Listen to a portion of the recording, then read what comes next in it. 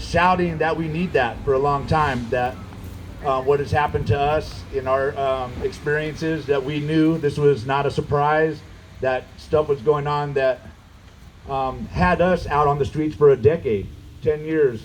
My case, many of you already know, was in 2009 when I was attacked in my own home. I was punched, kicked, beaten with flashlights, choked unconscious, and then while I was laying there on the ground, I was kicked in the face and called a faggot. And that was right here by the Antioch police officers, Hoffman and Officer Kent, who are still employed here. And so we were hoping the new chief would be out here to kind of hear some of our stories today, so he could know who these guys are and why we've been out here 10 years. And like I said, Hoffman and Kent are still in there. And after I got attacked and beaten, I was shocked by that, what happened to me. It wasn't a huge surprise because I've been hearing about like the stuff that they do, but when it actually happened to me, I was shocked. And then what even shocked me more was I watched the whole city department, the whole police department, and even the city council back the officers and their lies. And that took me about 2.5 years to get through the legal system. And another reason we need this investigation is because during my 2 years in court, there was an original video of the attack on me and my friends at my house. And the Antioch police, they said it didn't exist. It didn't exist anymore. They didn't know where it was. But when they got a new district attorney on my case, his name's Simon O'Connell, and he's the one that wrote that recent letter about the investigation. We told him about the original video, and he said, you know what, I'll just go down there and look, you know? And lo and behold, that video was sitting right in there for 2.5 years. And my 4 felonies were dropped 7 days later when the judge saw that video. He called it exculpatory evidence, and it didn't match what the report said. So I was cleared. So that's another reason why we need this investigation. This is going back, in my case, 10 years. And what else was shocking to me about my incident was after almost 5 years of litigation through the criminal system first, 2.5 years, cleared of all charges, and then a civil case.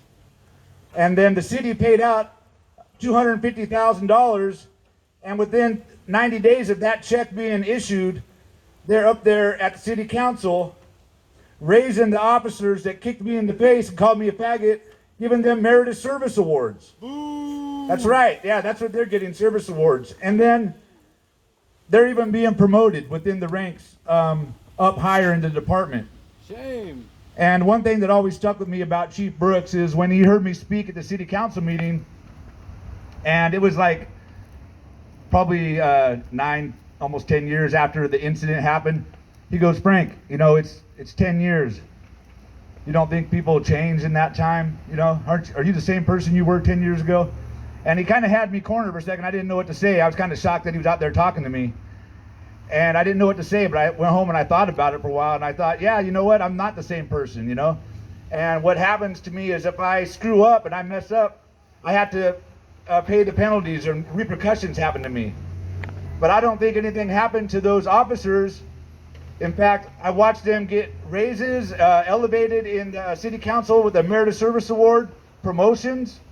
So do I think they changed from their misgivings? No, because they were rewarded for that. And when I mess up, I'm punished usually. I have to be held accountable. That's hypocrisy. Yeah. And then remember about that videotape.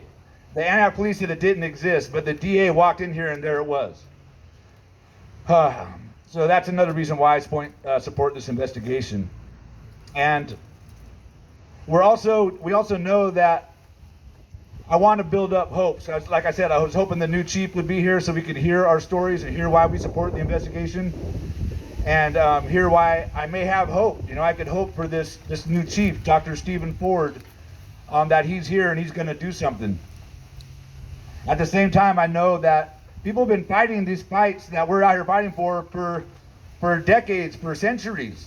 It's just a couple days ago, it might have been yesterday or the day before, it's 30 years since Rodney King happened. And we're still up here trying to get justice for people of police brutality? When Oscar Grant happened, 2009. That's 10 years ago. We're still fighting for that? So, I don't want to take up all the time with myself, even though I just wanted to share my story because that's why we're here today. Just a couple of last things I do want to say, though. We know this is not the first time that Antioch officers are under investigation. Butler and Welch, I don't even know, they might still be in jail for the crimes they committed. And Officer Aiello got caught up in a scandal, squeaked out. You know, he didn't get caught. Who is he now? He's the guy that says he'll slap you if you flip the bird at a cop at a protest. It doesn't matter if you're a woman or not either. He's the president of the police officers union. The guy that said it's okay to slap a woman protester. So that's the leader of the police officers union.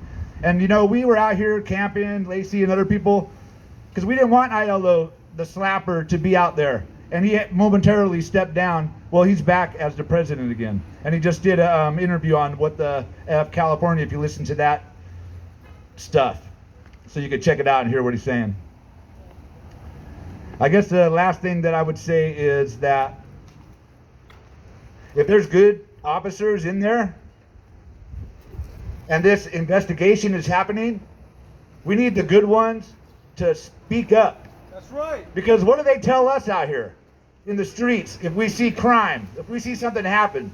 They say, if we see something, Say something. say something. So that's what we're saying to the officers inside. We know they see something. We know they're seeing something. So we want you, if you're the good ones and you're in there, to, if you see something, say something. And then I would also say that a lot of professions out there that are responsible for public and society, they are drug tested and have drug screens. The cops should be tested for illegal drugs and illegal steroids, right? Yeah. Who knows if they're out there on some roid rage, zapping people just because they're angry because they're on steroids. Right. So if they're on illegal steroids, that is illegal, right? It's breaking the law. So I would like to see drug testing and testing for illegal steroids of all the officers. And lastly, I'd just like to raise up the name of Arturo Gomez-Calel. You know, he was killed just after Angelo Quinto was killed in February of 2021. And they just had his coroner's inquest the other day on Friday, and they said he died of asphyxia. He died of asphyxia. But they're still calling it an accident. They're saying he had meth in his system. You know, the same old stories. Gaslighting. And they also called the taser a stun gun, which I feel kind of lowers the severity of the word. They should use the word taser because he was tased twice. And we know that tasers do kill. So I guess I'll just start turning it over to folks that came out today to help share their stories. And I guess first I would bring up some folks from town, since we're here to talk about Antioch and Pittsburgh. And who wants to go first? You want to get up here, Sandra, talk about Terry? All right, so I believe it was 2018, right? So in 2018, Terry Amons was sitting up at the Nationsburger on Railroad, and they killed Sandra's son, Terry. I'll let her talk about it. I'll hold your sign for you, Sandra.